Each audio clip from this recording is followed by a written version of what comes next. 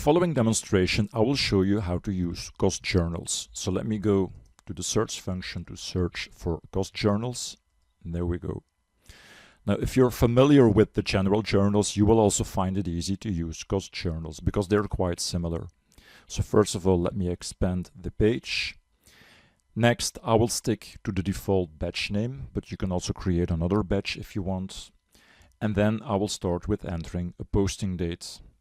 Then the document number, which I will enter manually. And then the cost type number. So just as you choose, for example, a GL account number in a general journal, here we have to choose a cost type number. So let me search for a cost type depreciation equipment, and then the cost center or the cost object code.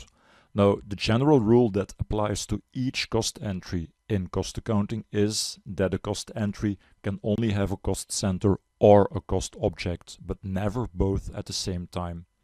So in this case, I will use the cost center administration and I will enter an amount.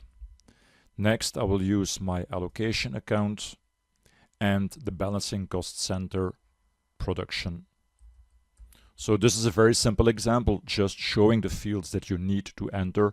So, and that's something that you can typically use to make corrections, to make manual allocations, and so on. So once everything is entered, I can click on Post Print, then choose Post, and then post the line. So also here in this case, you will now see that the system has created cost entries and we can find them back in the cost registers. And again, by looking at the source field, you can tell that this cost or these two cost entries were posted from the cost journal.